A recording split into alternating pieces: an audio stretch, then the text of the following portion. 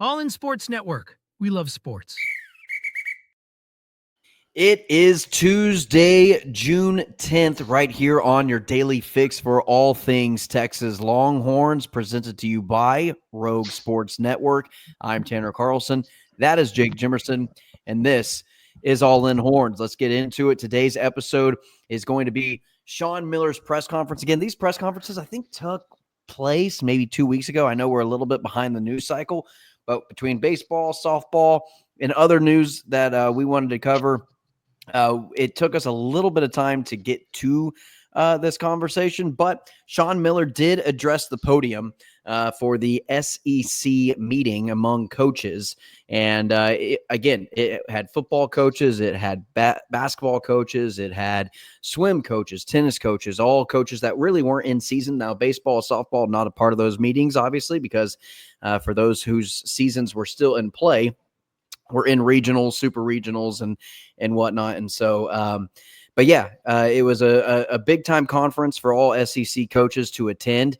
And Sean Miller and Steve Sarkisian both took the podium. And so, in today's episode, we're going to be talking Sean Miller's address. And then tomorrow, we will dive more in depth with Steve Sarkisian's comments about where the SEC is and where NIL is and where Texas is as a program. And but first, we're going to be talking men's basketball. Jake and I both very excited about the hire of Sean Miller. All aboard the Sean Miller train, the Sean Miller Express. He's done nothing but make good moves in the offseason, moves that Jake and I have both agreed with. And Jake, I don't know if you ever got a chance to really hear some of the clips or hear the interview itself, look at the notes, but some things that I jotted down is one key word that he continually brought up, not just about the Texas basketball program, but in college athletics: retention, not for their development as a player individually, but for leadership, impacts in the locker room, impacts on teammates, teaching, practice routines, prep in the film room, yada, yada, yada, so on and so forth. And he talked about Swain and Conwell joining them from Xavier, and how those two guys are already going to know the routine of what Sean Miller is bringing in, and how crucial it is for those two guys to have jumped on from Xavier to Texas and being able to, kind of lead the way. But also you get guys like Kendall Weaver returning, Jordan Pope returning, Tremont Mark, who already have that mainstay of Texas and the Texas program and the culture that has kind of been built within the basketball program already. Not to say that that doesn't need to be tweaked and changed a little bit, but they have a voice in the locker room that carries weight, and how important that retention of both of those. He's counting 5 players as returning players under his tutelage from last year's Texas team, and the 2 guys coming in from Xavier. Yeah, and you'll hear that the word retention talked about from every single coach in athletic programs right now, especially good ones, because retention is extremely important. And like he said, not just from the talent perspective and developing them, but just from having internal leadership. And I think that retention gets more and more important with sports that have smaller rosters. In football, it's going to be a little bit easier to retain at least a couple guys that have been in your program for several years. In basketball, it's hard, and it was a big concern for Sean Miller coming into Texas. Weaver, is he going to leave? Jordan Pope, Tremont Mark, I don't even think we were thinking would stay. Jake, I actually, whenever Texas lost to Xavier in the first 4, I had a list of all the players who I thought would return and who wouldn't. There was a possibility, a scenario that I put out there, that an entire roster would have to be rebuilt under a new coach, and that we'd have no returning players and they would all transfer out. We've seen teams, I believe Maryland went through a transition of having to rebuild an entire roster, not one returning player coming back from last year's team. Yeah, and especially Tremont and Mark and Chindo Weaver. Texas, when you're talking about football and even baseball, when it comes to an NIL perspective, they're going to be top of the nation, the top tier of the nation. In basketball, there's other schools that have more NIL to offer. There just are. Kentucky is probably going to have a stronger. I think Kentucky probably puts more resources into their basketball than others, especially when you're talking about from the SEC. Arkansas has strong NIL when it comes to basketball. Missouri as Florida. well, Florida, and then you have the Big East schools that all have big NIL money, or most of them, the bigger ones. Xavier's probably the biggest one that does it, Mhm. ironically, which was I think a big reason for Sean Miller leaving Xavier was because he knew he wasn't going to have the resources to try to win a national title. And at this point in his career, with his resume, a national title is the main thing missing. Just about everything else has been checked off. And so he wanted to go somewhere where he could win a national title. And Texas basketball still does have that type of resources for sure. I'm not sitting here saying they're an underdog compared to these other schools, but I'm saying that to say that a Shindo Weaver, a Traymon Mark, a Jordan Pope, those guys could get just as much, if not more, NIL money at any of those schools. And so their decision to stay, I think, speaks a lot to the impression that Sean Miller was able to Maybe not bring to them. Arkansas for Tremont Mark. Not Arkansas for Tremont Mark, good point, but different coach there Yeah, now, yeah, John Calipari, but still. But I just mean I think it speaks a lot to what probably how those first interviews or meetings, I guess I should yeah. say, almost interviews, went for Sean Miller with those players to get them to stay, especially a Chindel Weaver, who you really felt like he was going to be gone because I think a lot of teams knew his value. Yeah. And I know Sean Miller knew his value because he knew he was getting the Texas job and he was talking about it while he was at Xavier, how good Chindel Weaver Yeah. was. So, yeah, I think a better job than you or I could have dreamed of for Sean Miller when it comes to the retention side. And I love to hear that he brought that up, and Yeah. not only from the talent side, but from the leadership side as well. And that's huge. You know, that can't go understated. Jake, I want to talk to you about, I think this was the number one quote that I got out of his interview, where he's talking about college athletics and where NIL is currently right now, and the state of college athletics, compared it to kind of flying a plane while it's still being built, and that the power that football has in college athletics. And he says the reason why Texas was so enticing is because football is king in college athletics right now, and that being in the SEC guarantees you a seat at the table, regardless of wherever NCAA and college athletics is headed into the future, 5-10 years from now, where no one really knows where it's headed. Being in the SEC, that's guaranteeing you a spot at the table. Being in the SEC, being in the Big Ten, you're going to be sitting somewhere in the cream of the crop, top of the line, when it comes to just college athletics as a whole. Whereas as Xavier, you could be looking at an FCS. You could be looking. We don't know where smaller programs and where the teams like the Big East and conferences are going to lie in 5 to 10 years from now. We just don't know, and it wouldn't surprise me if big changes across the country at every single level were going to be had within the next 5 to 10 years when it comes to college athletics. And so Sean Miller essentially said one of the big reasons why Texas was such an enticing place to be was because they're in the SEC, and moving forward, they're going to be part of the ones making the decisions of where college athletics is headed. And it makes it funny to think back to just a few years ago and Chris Del Conte having the foresight to leave the Big 12. And the Big 12 is probably one of the conferences that is going to survive all this because I do think there's still a lot of money generating There's programs value. in the Big 12. But being in one of those top two, a Texas being in the Big 12 would have only continued to hurt them more and more when it comes to wanting to be a national contending program in just about every sport.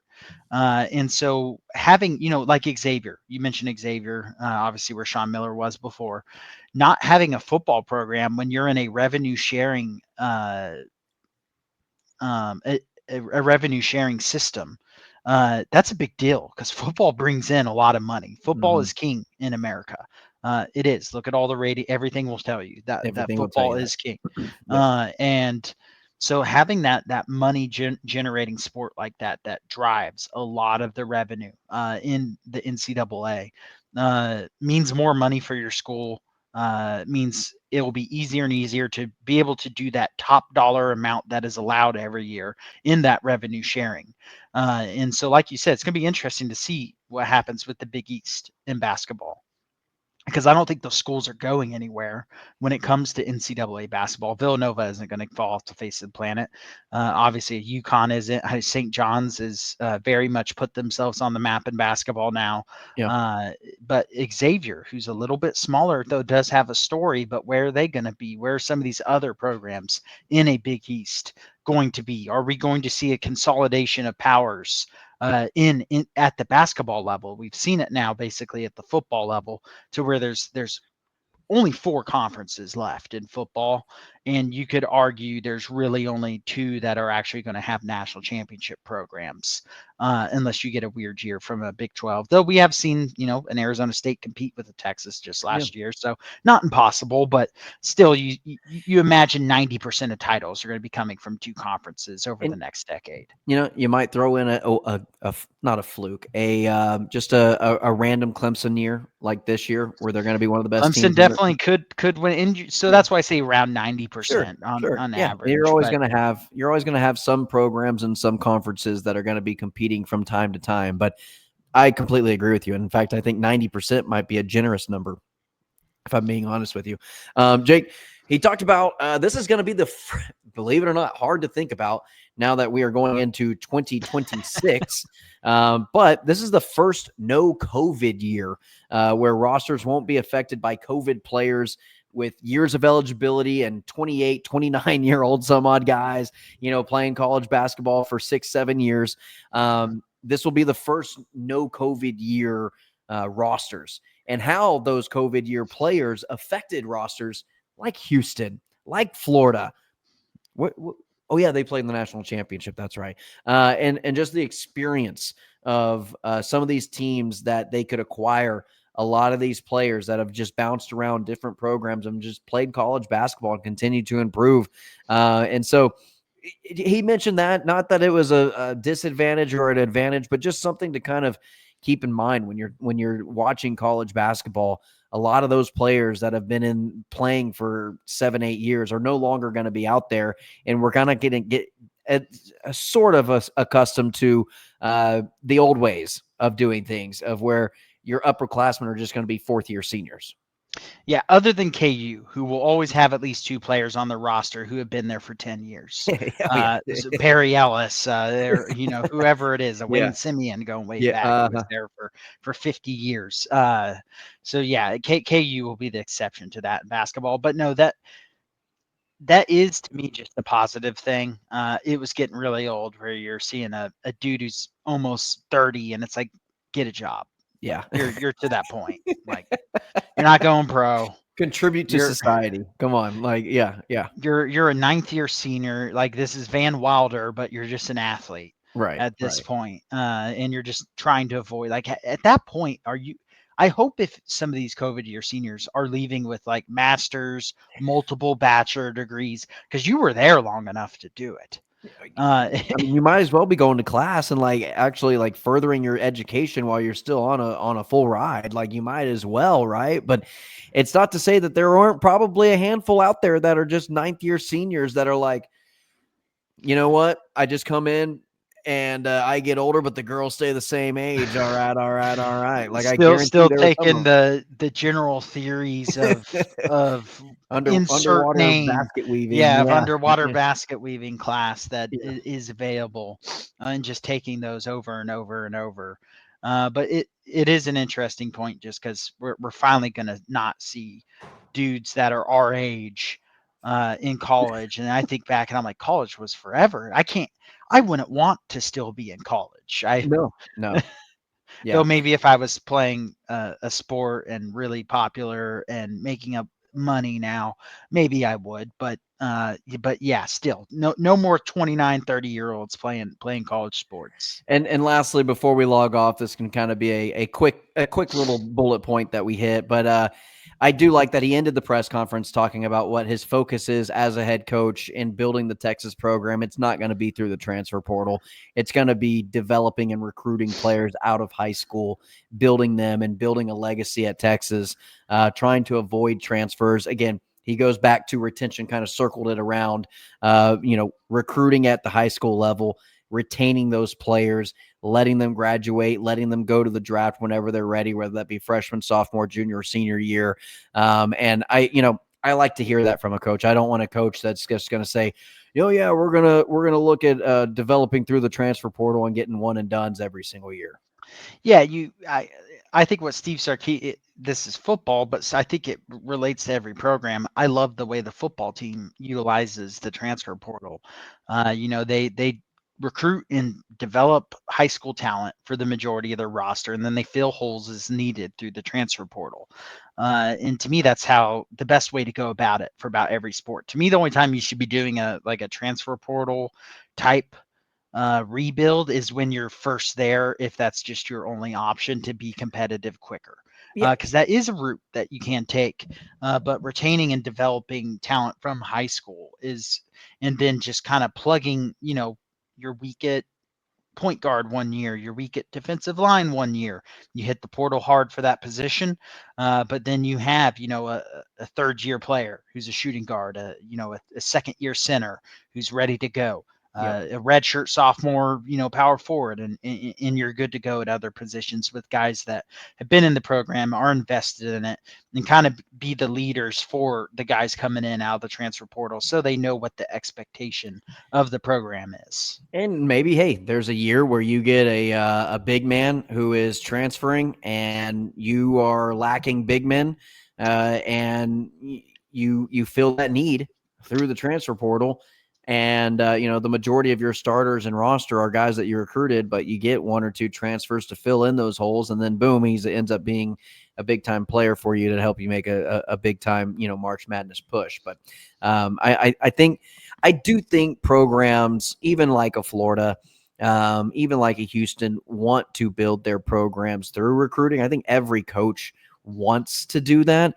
It's just a matter of, did we get the recruits this year? And if not, what's available out there in the transfer portal, And so, but I like everything about what Sean Miller's doing, what he's about, what he's bringing to the Texas culture, and what he's bringing to the basketball program. I'm always patient with all my coaches. I give them at least 3 years before I'm just ready to say, no, I'm done. And I think Sean Miller is going to get it done before 3 years. Not national, maybe not national championship. That's a big ask, but I think he's going to get us into competitive consistency, whether that be Sweet 16, Elite 8 caliber teams. And it's March Madness. You can get kicked in the first round, but if you're a 2-3 seed and you got a promising year coming up next year, March Madness happens. It's gonna suck when it happens, but it is going to happen. No program is immortal from March Madness. Duke does it. North Carolina suffers from it. Kentucky, KU, yeah, it happens. It It is is March. There's a reason that it is March Madness, right? But again, it's where the state of the program is. It's not being in the first four. It's not missing it's not being on the bubble. And it's then being not in the knowing tournament. what your roster is going to look like next year, and having no clue what your future looks like. There's a vision, there's a culture. Or to bring it back to Rodney Terry, having consistent rosters where you go, why do we only have one big man that's playable?